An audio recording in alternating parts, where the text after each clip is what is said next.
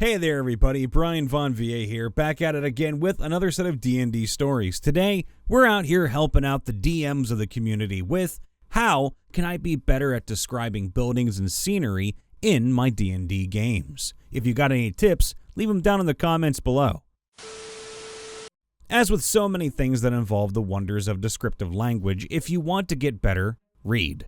Find a writer whose world is close to your own and devour their writing, paying careful attention to how tangible things are and how clearly you can visualize the places being described. Some authors are exceedingly good at this, and you'll know this because as you read, you'll find you have an almost perfect visual in your mind's eye thanks to the careful use of descriptions that follow the path of the reader's eye. The old moldering three-story house stood amidst the twisted bone-white husks of dead trees, past an overgrown yard of knotted, thorny brambles and snarled weeds, 40 feet from the gates. It was old and abandoned, the dark sawn timber walls weather-worn, cracked and broken, the roof sagging ominously, broken gray slate tiles hanging from 3 large yawning holes, open into darkness within.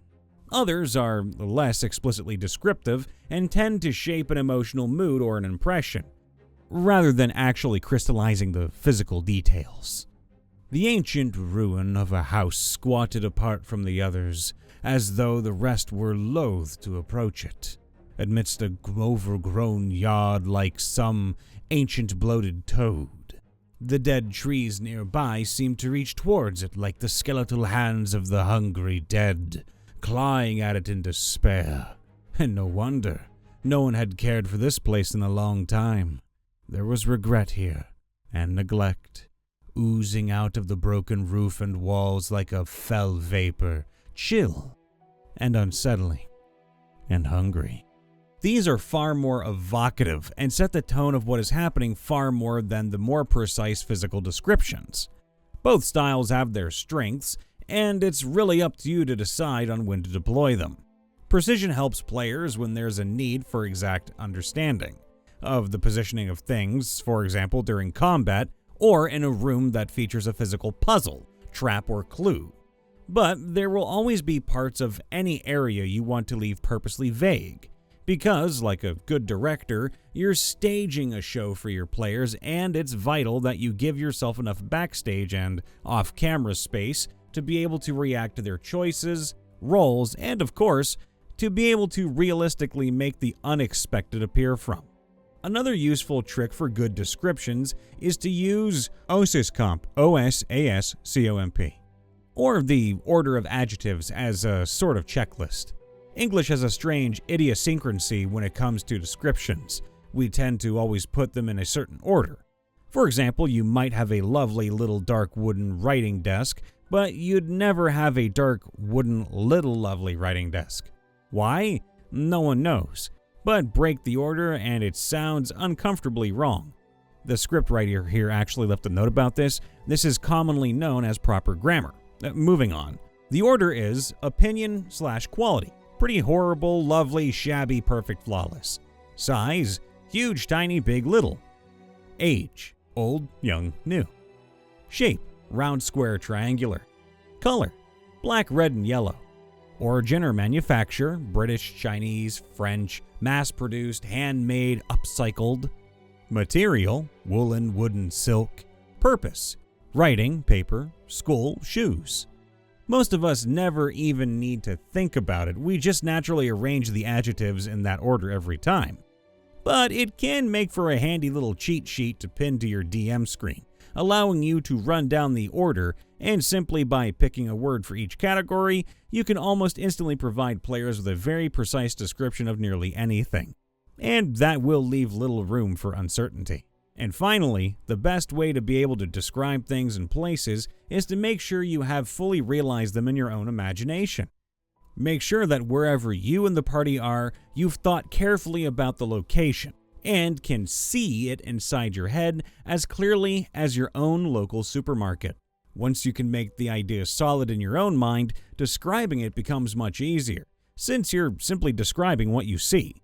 Hope that helps. And remember, your world lives inside you, so learning how to let it out is vital to bringing it to life for your players. As it happens, I have some experience in this regard. Not only have I taught others to DM, once upon a time I taught people how to describe things. Sorry for the pretentious, accent there. I just thought that'd be kind of fitting for the noble teacher, Anyway, moving on. Translation, I was an English teacher at one point. Don't worry, I'm doing better now. Oh, I knew he was pretentious. As it happens, the best way to learn how to describe buildings is practice. That's right, practice. The more you do it, the better you'll get, regardless of which methods you employ. That said, if I left it at that, I would end up with my shortest answer possibly ever. So, let's put that English education to work and pad the word count, shall we? Here are some methods you can practice that will help you with the whole describing buildings thing. As with a lot of my list-based advice, you can use some or all of these in whatever combination, and it should help out regardless. Use consistent levels of detail. Most of the time, when someone says they have a hard time describing things, they mean that they feel like they aren't using enough detail. Rarely, they feel they're using too much detail, which is honestly easier to address.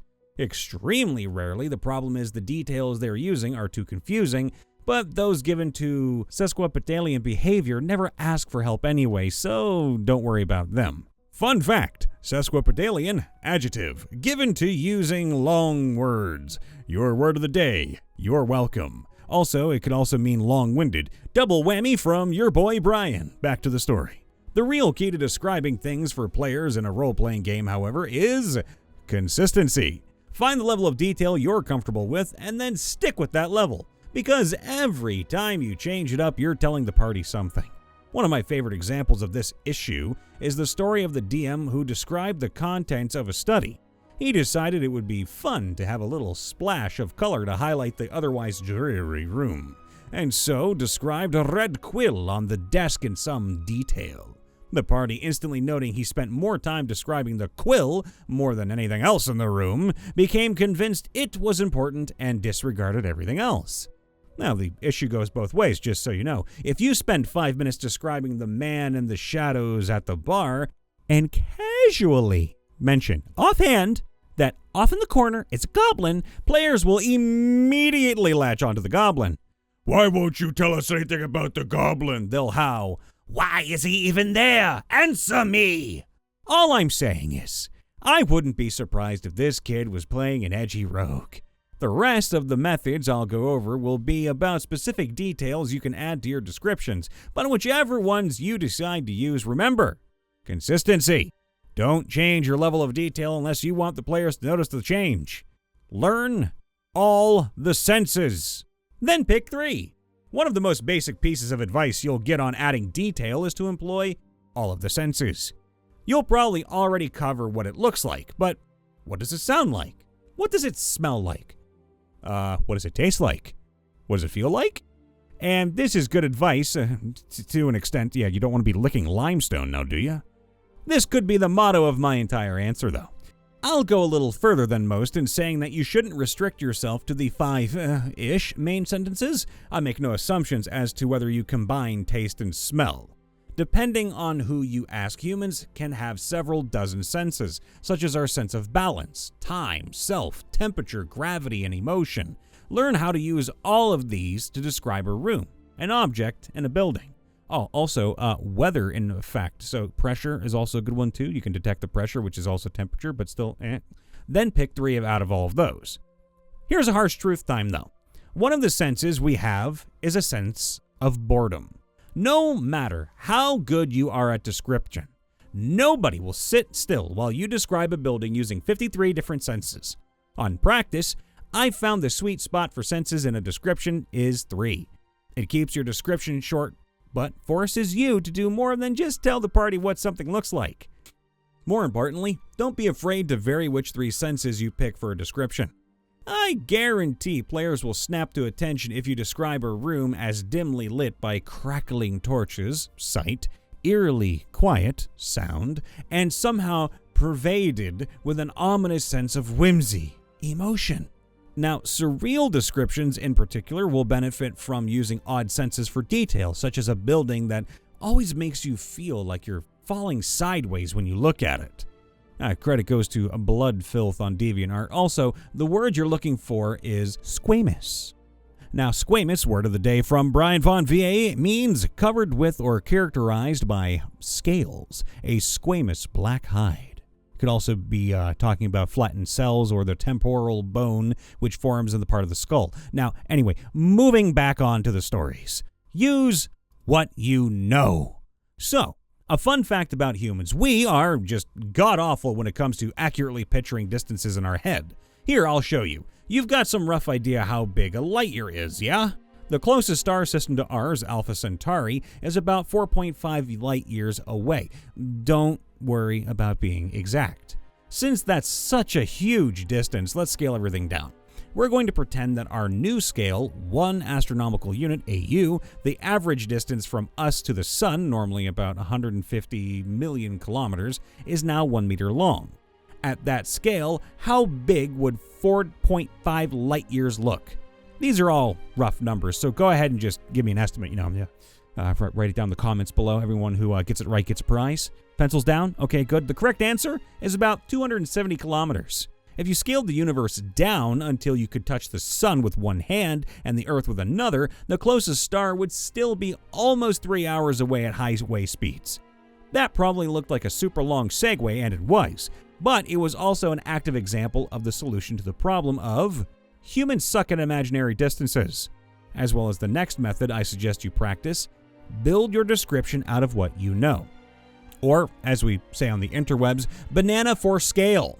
You can tell the group that your giant wall of ice, to use an entirely made up, definitely didn't actually happen recently example, is 1,000 feet tall, and they'll nod sagely. It's not like they'll suddenly have a television show of the adventure to watch, or to belatedly realize that 1,000 feet is way bigger than they thought. Or you can explain that the wall is slightly taller than 3 statues of Liberty end to end, and watch them make the connection instantly, even though your average role player doesn't have the height of the Statue of Liberty memorized. Scale isn't the only descriptor this method is useful for, by the way. If you have the time, read the works of Douglas Adams for inspiration. That man was a master of using common descriptors in unusual ways. He actually coined the line, "The ships hung in the sky in much the same way that bricks don't." After all, surprisingly little has to be changed to work in a game of D&D. Also, vocabulary lessons will help. The next bit of advice I'll offer in this answer is that you do something that will probably sound a little rude at first. If you're having a hard time describing buildings, one way to help is to look up what a building is. Encyclopedias will be helpful here, and if you're pressed for time, you can restrict yourself to just looking up the kind of building you want to describe. I have taught classes on medieval history. I still own this book and use it regularly, by the way. I'm not saying you don't know what a castle is. What I am saying is that describing the crenellations atop the guard tower is a lot easier if you actually know what those are and what they're for. The rogue just asked if he could slip through one of the murder holes. How do you respond if, well, you don't know offhand how big a murder hole is or where it goes? The same goes with any other building. You plan to describe, and as a general rule, the bigger your building-based vocabulary is, the easier it will be to describe them. Lastly, less is more. And now it's time for a personal trick that I use. It's based off the principles of pattern recognition and negative space, which makes it sound way more sophisticated than it really is. When I need to describe several things in detail, I do 2 things. 1. I give a general description of the entire area. 2. I describe exceptions to the general as they are encountered. For example, a couple of months ago, I ran a short campaign for some teenagers to kill time until school started back up. At one point, they wandered into the Spider's Den, an underground arachnid-based temple, or in other words, a dungeon. All right, I said, I'm going to explain how the temple looks in general right now, so pay attention. After that, whenever you explore a new section, I'll describe whatever is different about the area. But that's it. Got it? I figured those general features should pull their weight, and the dungeon map I made using Donjon, but I'm not a big fan of using their descriptors, so you'll see some personal alterations in there. In the above example, I then paraphrased the general features, and unless I was asked, never brought them up again.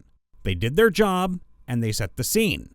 Whether you think you should use more detail or not, it's a good lesson to learn that less is more. Your descriptions will have more impact if you're not constantly repeating yourself for each building or room. Focus on the novel, and your players are less likely to tune out. Now this answer has some heft. For those who knew I'd be a while and skip to the end. This is all the summary, the TLDL, TLDR. Use consistent levels of detail. Describe using 3 senses only. Use what you know to describe things. Expand your building-based vocabulary. Focus on the novel parts of what you're describing. You don't have to use every method to get better at describing buildings or locations and scenery, but they'll all help. If you want to guarantee success, however, there is only one method to use. Practice. Consistency is key after all. Brian Von VA here, back at it again at the end, checking in before we close out the vid. Make sure to leave a like, subscribe, ring that bell, and let us know how all of you actually describe your buildings and scenery in D&D. And if you have any tips for any new players, because we know a lot of people out there probably have shorter attention spans these days if they're getting into D&D while they're young, just give them a little tip here and there. My tip is simple. Consistency is key. Practice makes perfect. You just gotta go at it until you can't go at it no more. We love you all. Please be safe, be happy, be healthy, and never forget to have a lot of fun. See you later, alligator.